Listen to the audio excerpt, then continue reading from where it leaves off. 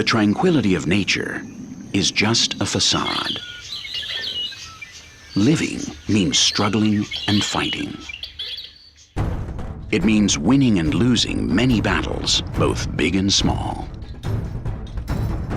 This struggle affects everyone and everything. Fights over food, over territory, or for love. Nevertheless, violence in nature is often just a ritual that follows a protocol, a set of rules and formalities that almost always prevents serious injuries.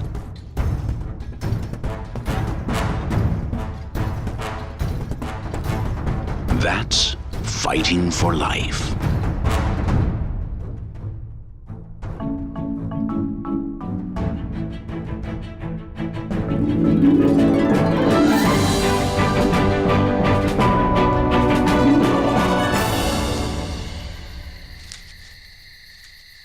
The most basic facets of the fight for life are the ones that drive almost all males to compete for territory and a mate in order to decide which individuals are the most ideal to have offspring. That's how a natural selection takes place that leads to the improvement of the species.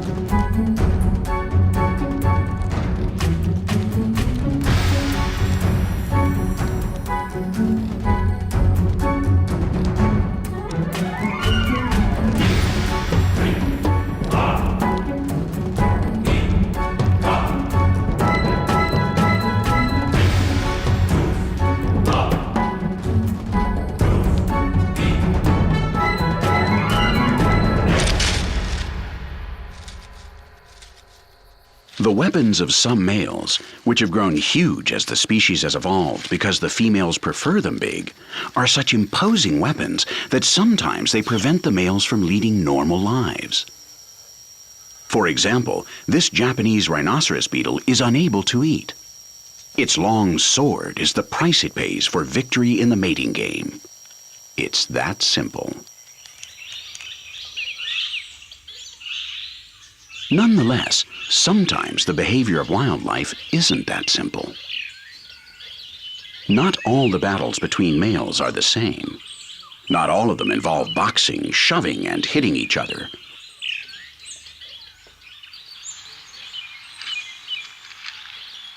The horns of these chameleons have more to do with aesthetics than they do with the lethal saber of a fencing master.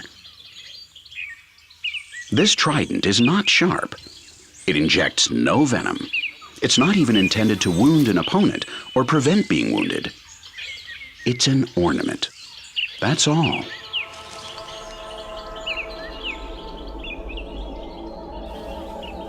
But a gentleman chameleon's ability to seduce a lady chameleon depends a lot on the visual. The shape is important, but the colors are even more important. The variations in the colors are going to play a more influential role than brute strength in how this encounter among two males and a female turns out. Strength and size count, of course, but they're no longer all that counts. And that is a big evolutionary step. The coloring of the competing male chameleons makes it possible to select the one best able to camouflage itself. The survival of a chameleon depends a lot on going unnoticed by both predators and prey. That's why their ability to change colors is crucial, and that's why it's judged when they fight.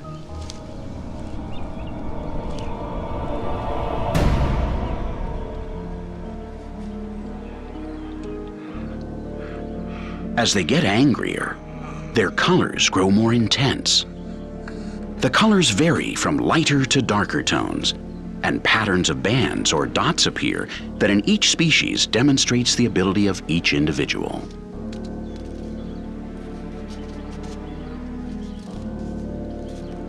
That helps the female to choose between her two suitors.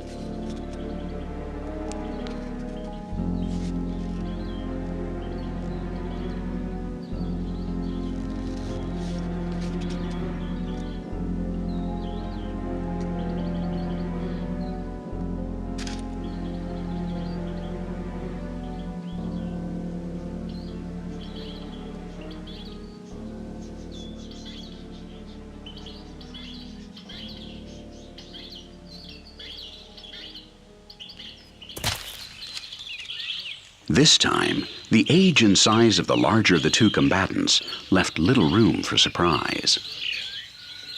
Although, among chameleons, you never know.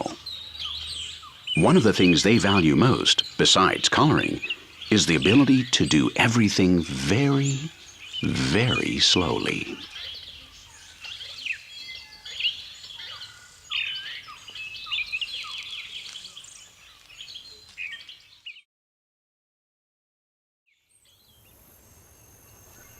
The longest, toughest, and oldest biological fight in nature, what we could call the real First World War, takes place between the plant kingdom and the animal kingdom.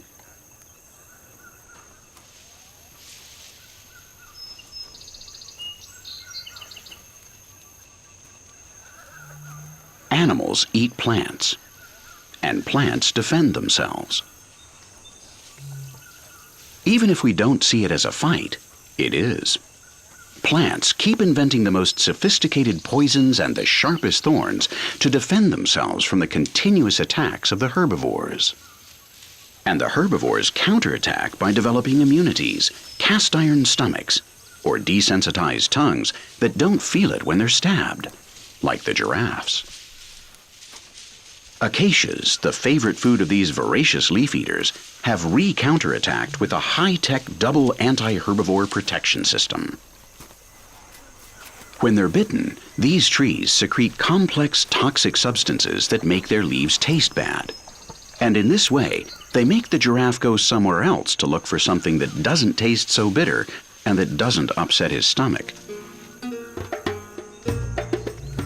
But the giraffe will have to walk pretty far because the wounded acacias give off a secret signal through the air that warns all the acacias in the area of the attack, and they all go on the warpath.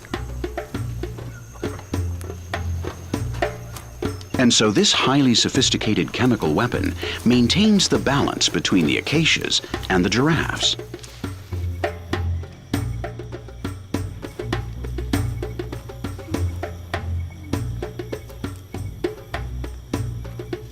The fight between animals and plants, between producers and consumers, is managed and will continue to be managed so that there are neither winners nor losers. In terms of chess strategies, we could describe it as a draw. Although there is a case of checkmate.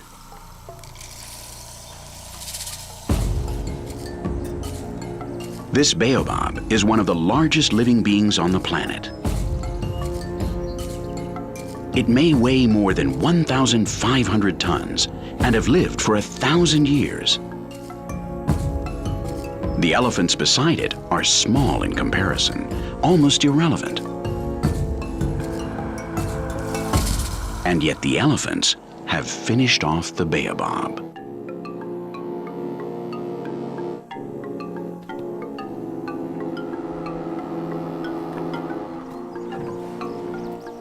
The fate of all these giant plants is to die without having offspring. There won't be any new baobabs, at least wherever there are elephants. Elephants are the largest animals that walk on grass, and the largest animals that eat grass too. Except that they don't eat only grass. They also eat trees more than anything else. What's left of the African savanna is good proof of this. And since every day less and less of the savanna remains, the damage caused to the vegetation by elephants is more and more evident and increasingly unbalanced.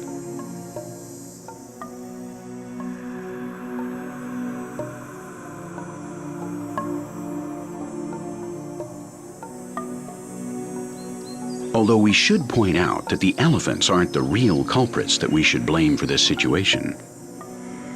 We human beings should allow the elephants access to longer routes on their seasonal path in search of food.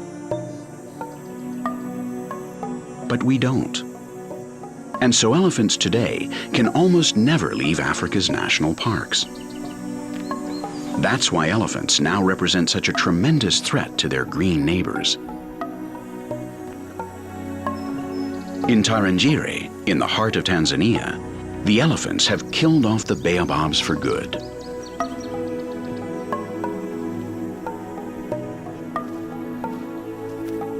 The few that are still standing will last as long as their age permits, maybe 1,000 years or more.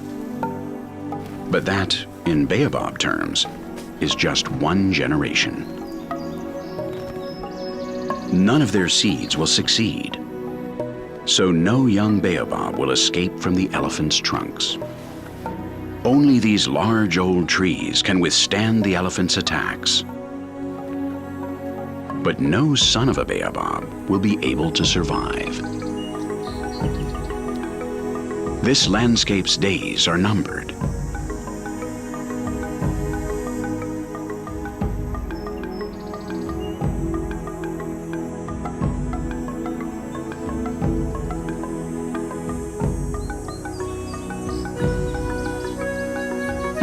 As we watch powerlessly the decline of this magnificent species.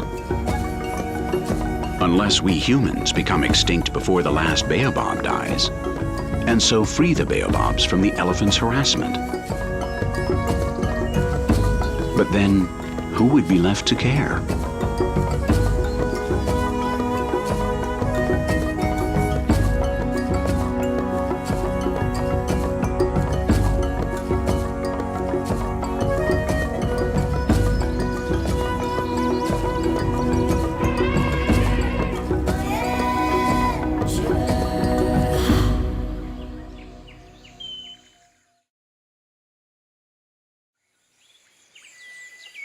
Fortunately, the fight for life doesn't always involve such dramatic consequences. The fight is something very common, and that's why it shouldn't cause more than minimal harm to the combatants.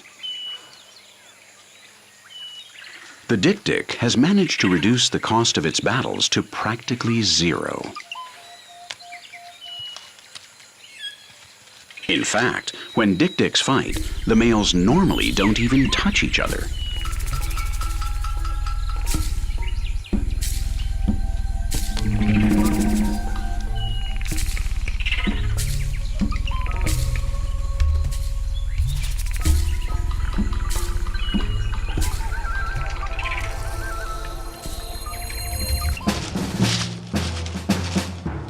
They just threaten each other and try to scare their opponent.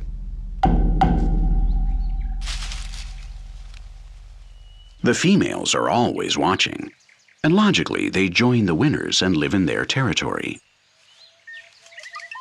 We can't say that the dik-dik is exactly the paradigm of a great fighter, but as we'll see, their technique is fantastic. They don't shed a drop of blood and hardly a drop of sweat.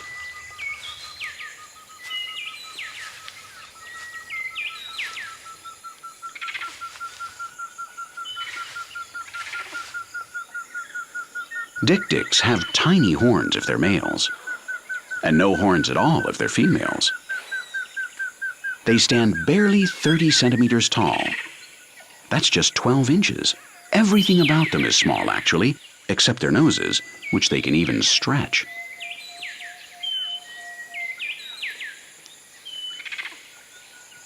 Another of the dik-dik's characteristics is the gland that males use to mark their territory, blade of grass by blade of grass, trying to make it clear to potential competitors just who's in charge here. In any case, the dominant male never lets his guard down, not for a second.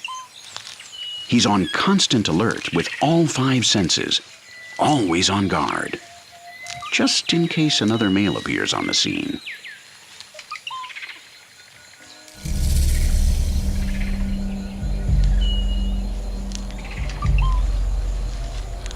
He's got great senses of smell and hearing. And he just smelled and heard something that he likes least of all, another male dik-dik. He'll have to confront him, and maybe this one will be less of a coward than the one this morning. It will be a veritable duel, even though they won't ever touch a single hair on each other.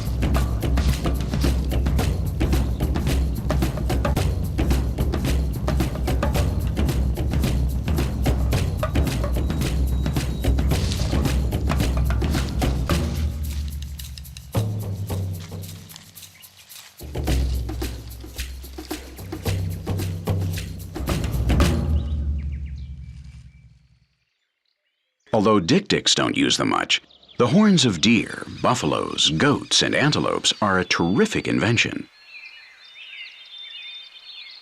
And it seems like the girls in all the species just love horns.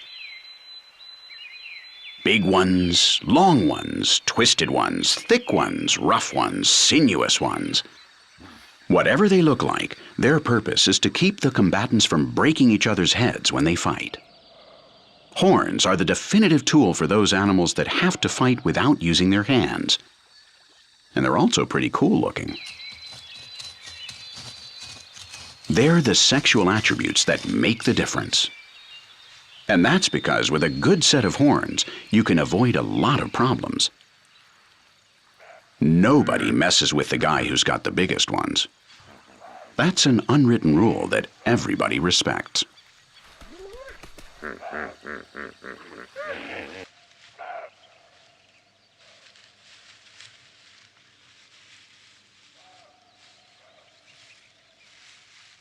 The thing is, when two animals have horns that are just about the same size, things get a little complicated.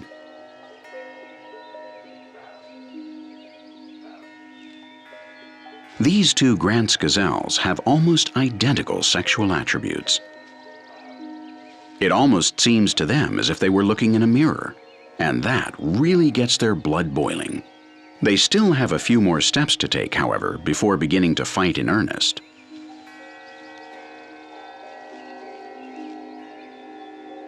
All males, no matter how brave or strong they are, prefer to avoid the risks of a real fight. Well, except for those clumsy males that charge into a brawl right off the bat. The rituals prior to a combat are another very interesting strategy. These rituals mark the increasing levels of violence in the confrontation. Sometimes two males face off only up to level 1 of their fight program, and the dispute is completely resolved at that first level.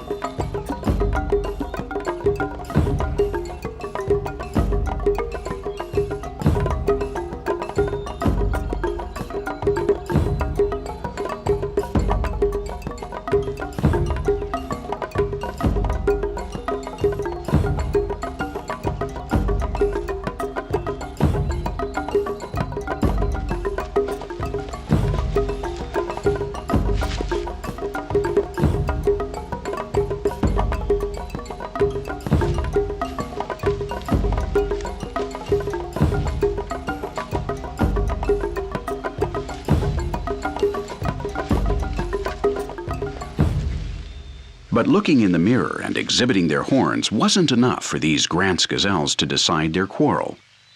So they move up to level 2.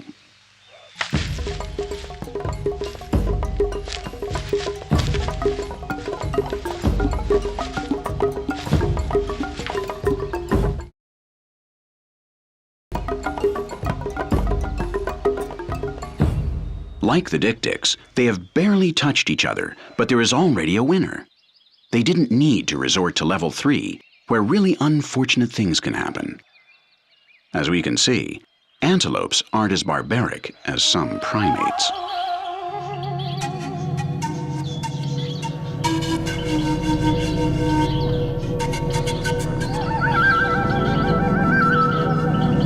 The key to preventing unnecessary harm lies in controlling the succession of degrees of violence and applying them appropriately. The more complex the species' social relationships are, the more they need to learn to control their aggressiveness. And as with any important matter, the lessons have to be taught beginning at a young age. Learning to live has a lot to do with learning how to play.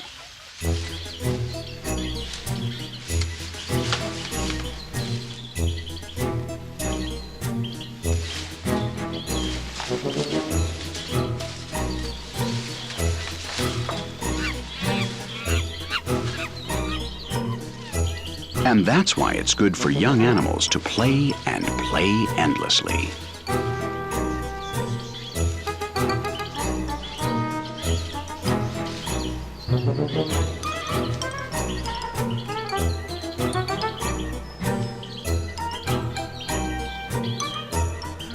Perhaps sometimes their games seem a little violent, but they have to be. In addition, there are posturing, gestures, and attitudes that calm the fight in an instant so that things don't get out of hand. The hierarchy of the family and the group is established on the basis of all these experiences, and that prevents a lot of frustration and complications among the adult companions. At the same time, games are a kind of entertainment, as these fighting games serve to grow and develop both physically and psychologically. These games help to gain agility and a sense of balance, and to improve the reflexes, which at a given moment may help to escape from a playmate or also to dodge the attack of a predator.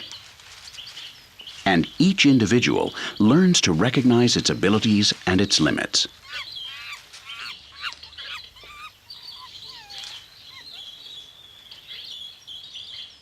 Monkeys, which are so similar to people, are able to have fun and learn at the same time. Together with facial and corporal expressions, this chasing, hitting, and shoving make up a very complete language. The ties within the group gradually form according to the results that are repeated most frequently in these games.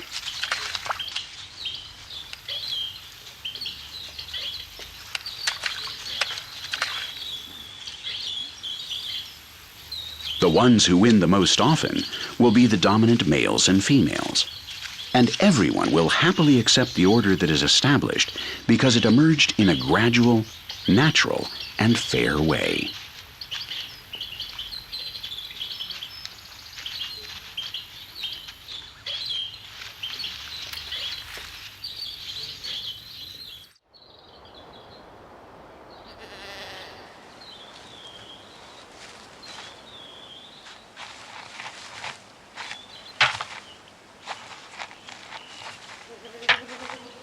The hierarchical organization of species is forged from infancy.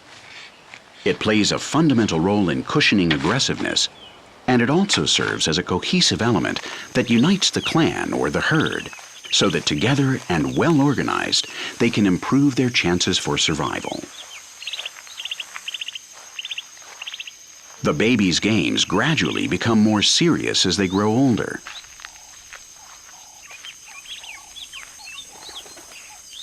And of course, when they reach adolescence, their spirits run high.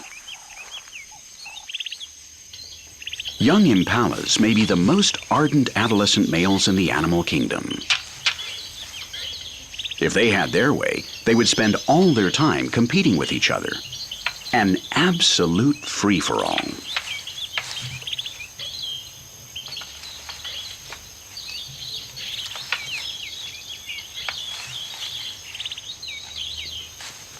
But of course, this tires them out considerably, and they inevitably aren't as attentive as they should be to the possible presence of predators. To reduce the risk of being attacked while they learn to use their horns, the adolescents live with other males of various ages, and one of them is always on the lookout, just in case.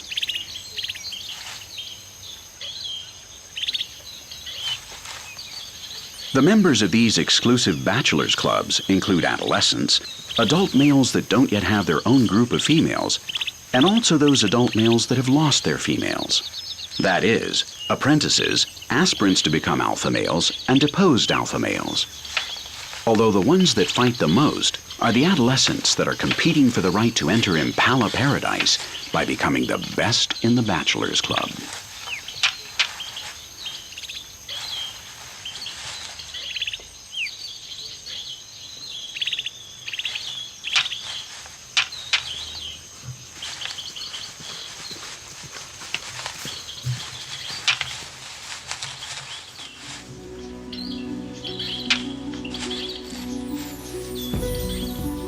Someday, they will challenge the super male that lives a few kilometers away, alone with his harem of females. He won this right by beating the strongest rivals in 1,000 bloodless battles. The problem is, sometimes these battles do have very serious consequences.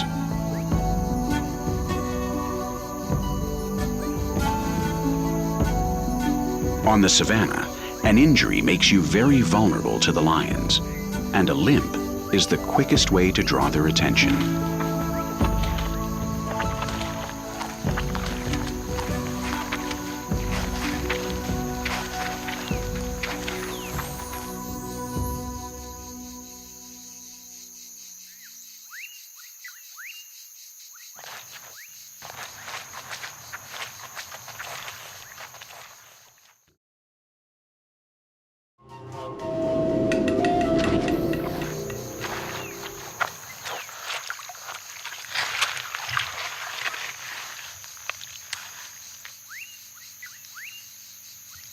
And if you give up, when you give up, you can dodge the hunter, but you'll end up with the scavengers.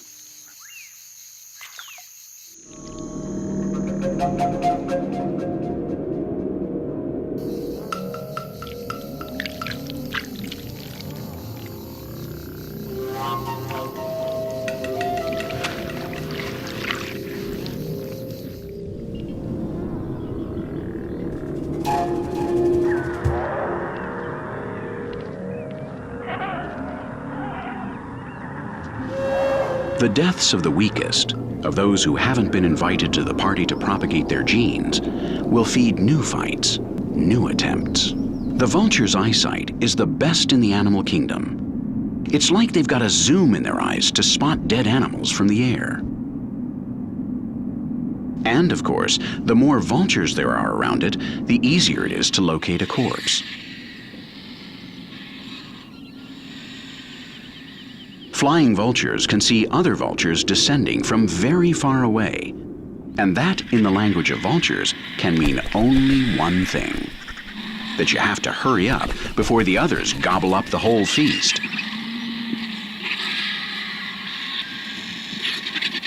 Vultures don't have to hunt. They eat the corpses that they just happen to stumble upon. They only have to have stomachs that can handle very well-done meat, even decomposing meat. But they do have to fight for each mouthful that Mother Nature serves up to them. The risks that they don't have to run to catch their prey, they do have to run to get each bite next to the other vultures around them.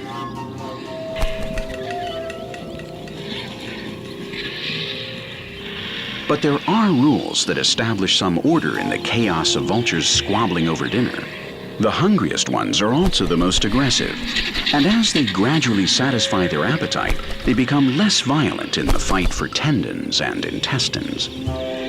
Consequently, there is a rotation at the buffet table, and the whole group gets to eat something in a way that is very proportional to what's available.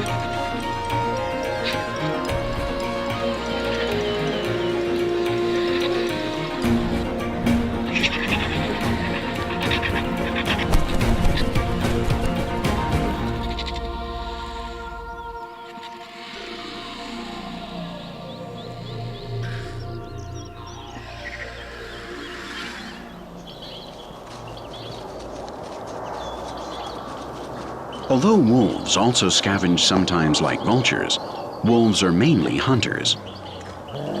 And in wolf society, things are done as a group, and everyone has a role to play. That's why there is a hierarchy at their family feasts that prevents altercations.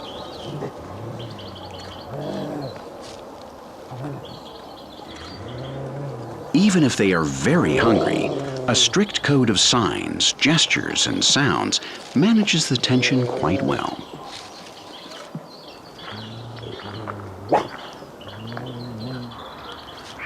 The key to happiness doesn't lie in being the leader of the pack. It's fine to be number 3 or 5. The key is in knowing to a T what your place is within the group. It's not a question of conforming, but of recognizing your abilities and offering them to the clan. Wolves understand that perfectly.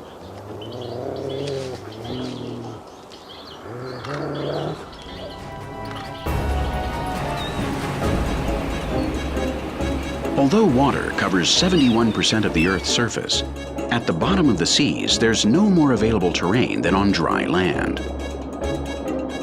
It's almost all sand, like an immense desert. Only on the reefs and on the rocky bottoms near the coasts is there really life. Here, every stone, every nook and cranny is somebody's territory. The majority of marine life is concentrated around these living oases, and that's why every square centimeter is in big demand. This shrimp is looking for a hole, and the one he likes already has an owner. The popular name we have given this species is boxer shrimp, because they're very surly to each other. They can't stand to have another one near. But to keep from killing each other, they developed a brilliant trick, and so they always fight by category according to their size. They compare how long they are, the size of their claws, to see if one of them is clearly bigger. They always look for some way to resolve the dispute without bloodshed.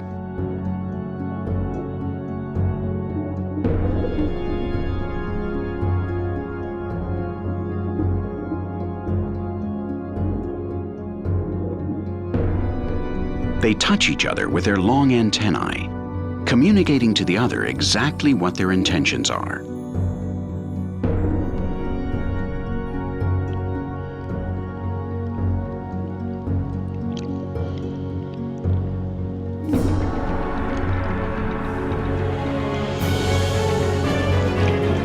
And if there is a fight, it's very quick. The aim is to grab the other's claws. And when one of them manages to do that, the other shrimp accepts defeat and, as the loser, voluntarily surrenders its left arm, the weaker of the two claws. The loser is left one-armed, but only temporarily. The next time it sheds its exoskeleton, in just a few weeks, it completely regenerates the lost claw.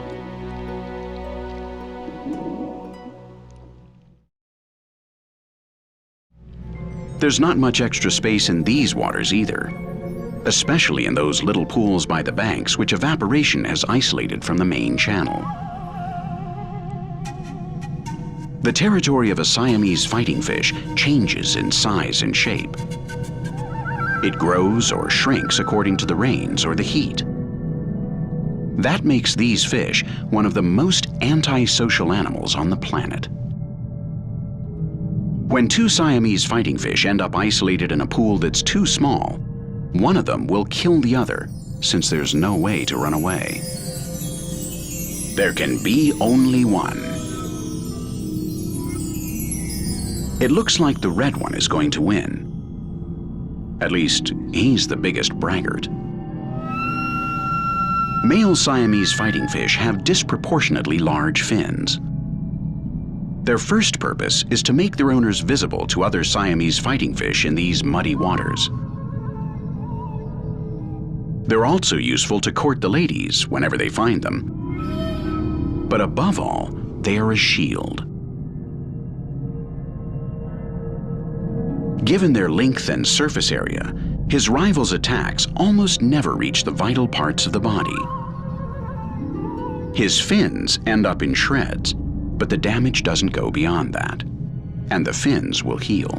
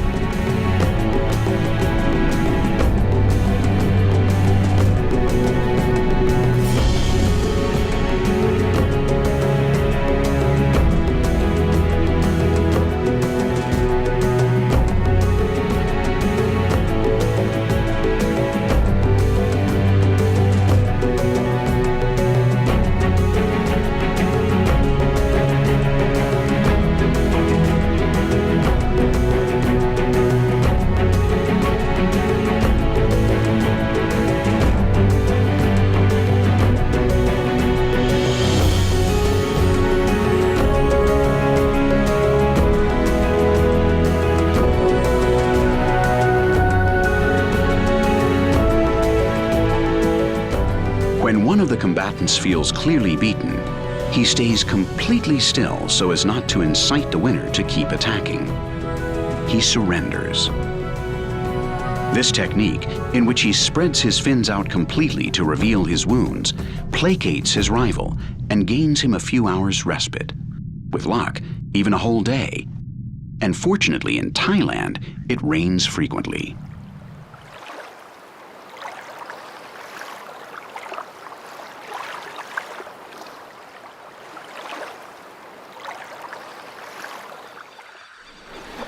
Another source of conflict in the wild is the differences between the sexes. Actually, the lack of differences. When the guys and the gals look so much alike that you almost can't tell them apart. That's why there are mating rituals, to clear up this crucial point. Animals' mating rituals are extremely varied, and some are even violent. Hippopotami look like they bite each other more than kiss each other.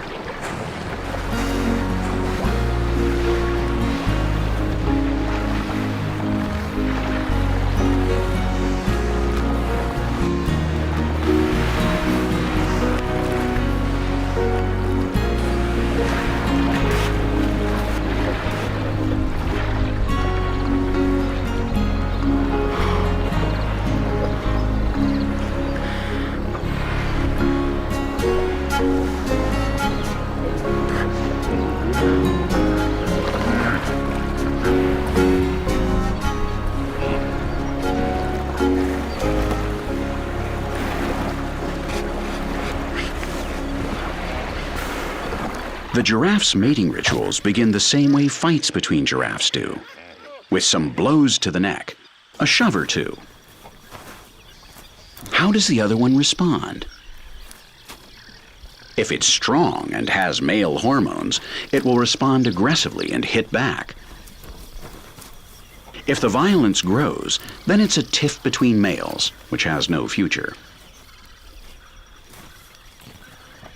But if, to the contrary, during the skirmish one of the two giraffes backs off instead of returning the blows, refusing to respond with more violence, then that indicates that it's a female, and that the meeting will have a happy ending among the trees.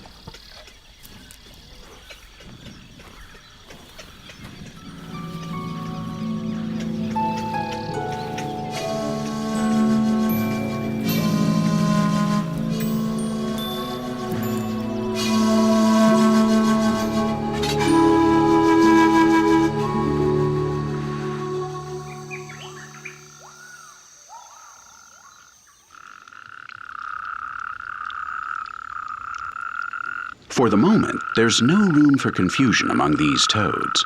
There are only males in the pool.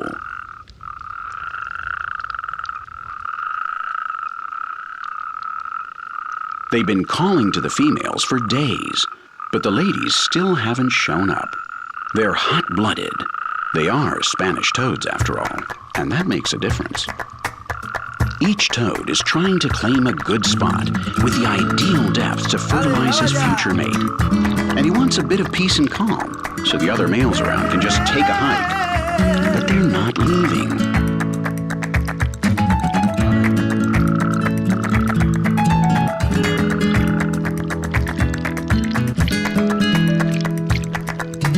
If in the heat of the night one of these toads were to grab another the way he would hold a female, then total chaos would break out among the toads. Everyone would try to mate with the alleged lady. Although, who knows? Maybe it is a lady. Who can see a thing in this darkness? But the sun will come up soon, and the party will continue tomorrow.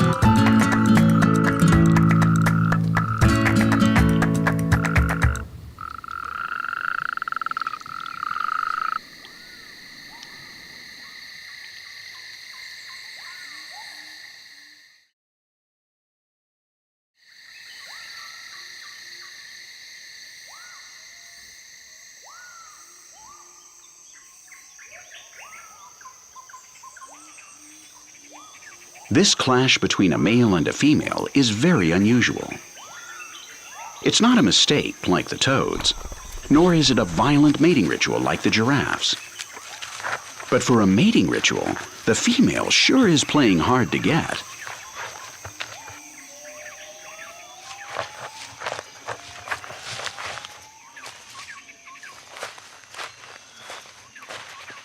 She's rejecting the suitor.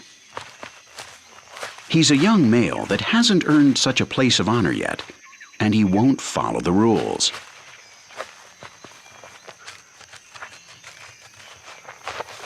Isn't there an alpha male around here somewhere to defend the lady? Maybe a lion ate him.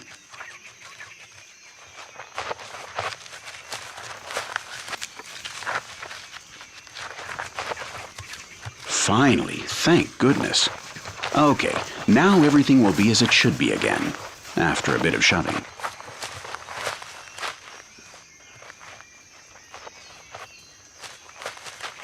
Squabbles between the sexes, clashes among males, fights to the death, or mere threats, the fight for life takes many forms. Little daily quarrels are the most common thing among neighbors, but they're very important. They let off steam. Zebras, like any other animal, live with a high level of stress. They know the lions are out there, and that makes them nervous. Letting the tension build up would be counterproductive. A little spat that sets things straight never did any harm to anybody. Resting your head on your neighbor's shoulder is also an ideal way to make up.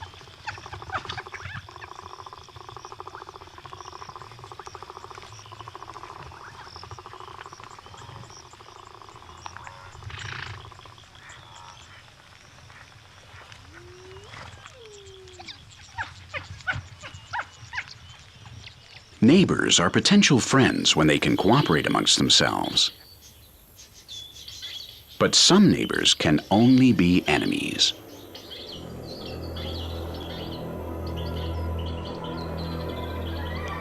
When the number of ants in an anthill grows with the birth of a new generation, their need for resources also grows. And then the ant colony's only option is to conquer more land.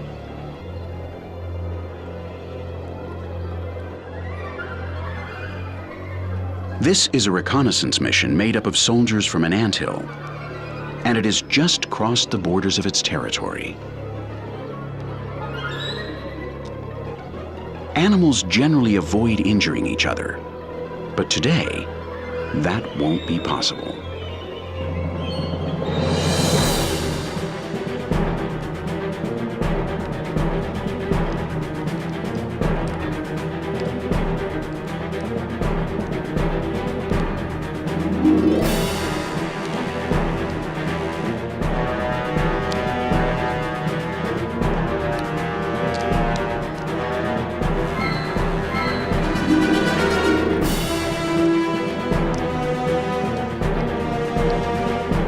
Ant colonies that share borders often descend from sister queens.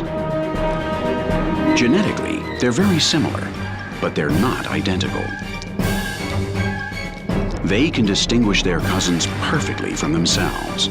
They know what the presence of invaders next to their home means, and they are well aware of which family the ants belong to.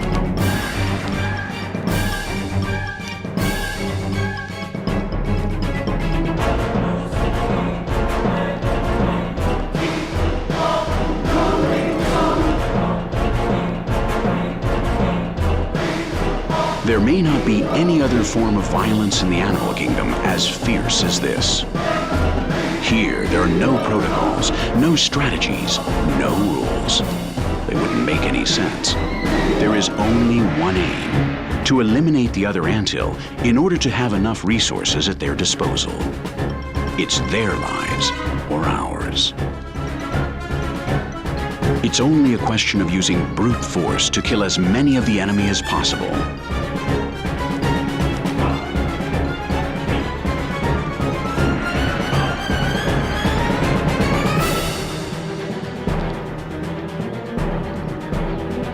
Some ants seem to try to stab their sting in others, but they don't have a sting. Ants descend from wasps, and some species still have a sting to inject venom with. But that's not the case with this species. Nonetheless, the tremendous aggressiveness that some individual ants exhibit leads them to resort to every kind of weapon they know, even those that they no longer have.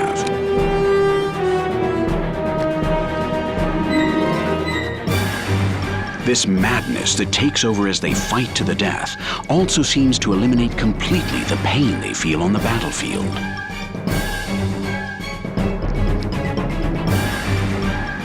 That's why an ant that has been cut in two keeps fighting as if it were whole. No body and no part of a body will stop fighting until they have used every last ounce of energy. War among the ants is cruel, merciless, and fierce, just like any other war.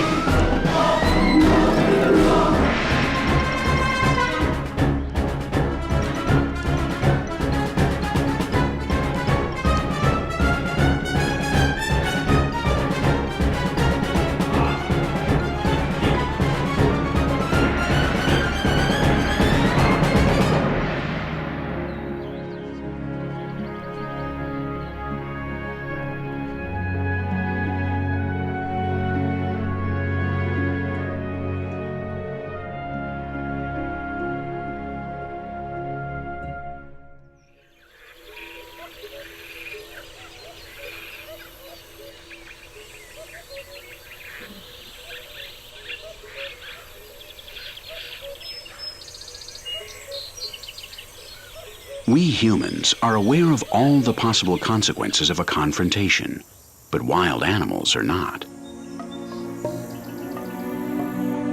They only follow their instincts.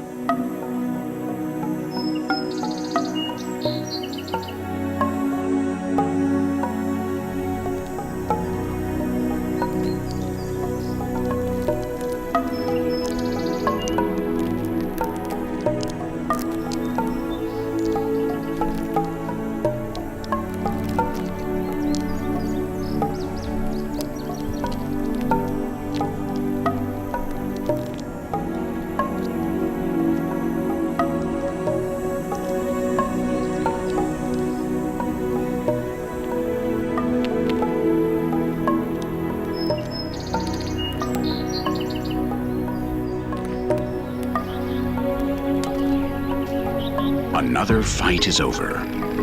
The winner celebrates his victory in the most visible place he knows in the forest, his branch. Just in case someone has seen what he did.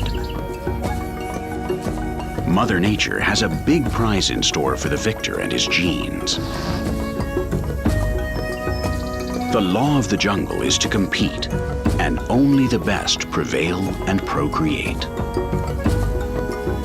Competition is also stimulating for humans, but we can control our fighting instinct and reach out to others in solidarity, with love rather than violence.